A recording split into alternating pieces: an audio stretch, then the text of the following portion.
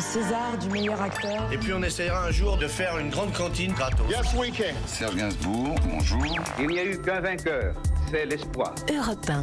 Et à 7h24 sur Europe 1, c'est l'heure du jour où votre plongée quotidienne dans la boîte à souvenirs. Bonjour Lord d'Autriche. Bonjour Dimitri. Ce matin, un jour de deuil, le jour où Tino Rossi nous a quittés, c'était il y a 40 ans, le 27 septembre 1983. Tino Rossi, c'est évidemment l'inoubliable interprète de Petit Papa Noël. C'était un tombeur aussi. Oui, Tino Rossi, le chéri de ces dames, le Corse le plus métropolitain, l'homme qui chante l'amour heureux. Un premier hommage a lieu le 27 septembre 1983 à l'église de la Madeleine à Paris, avec dans la foule ces pancartes « Adieu Tino ». Tino Rossi, je suis comme les dames d'un certain âge. Quand j'avais 15 ans, je connaissais tout le répertoire de Tino Rossi. Mais il faisait courir les foules, madame. Ma mère était folle de lui, elle ne parlait que de lui. Puis vient le moment de l'enterrement à Ajaccio, sa ville natale. Sur place pour Europe 1, Roger Ardouin. Devant le cercueil d'acajou entouré de chandeliers et de couronnes de fleurs, il passait seul ou par petits groupes, touchait le bois ou le crucifix en bronze, se signait et repartait. C'est une star qui s'éteint. L'un de ses tubes reste Petit Papa Noël, enregistré en 1948, la chanson française la plus vendue au monde, 40 millions d'exemplaires.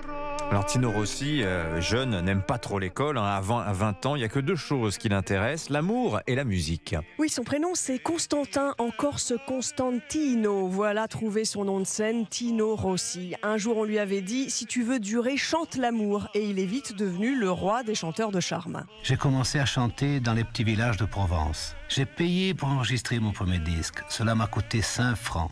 On pouvait faire graver sa voix sur un disque métallique. Mais en enregistrant, je ne savais pas que je venais de rencontrer la chance de ma vie. Pendant que je chantais, un monsieur était là et écoutait très attentivement. Il s'est approché de moi et m'a dit « M'autorisez-vous à faire parvenir ce disque à Paris ? Parce que je pense que très bientôt, on vous demandera d'enregistrer de vrais disques. » Tino Rossi enregistre aussi le tout premier disque de chansons corse en 1932. Et dans le domaine classique, à propos de l'Ave Maria de Gounod, la grande Maria Callas disait que personne ne l'avait jamais mieux interprété.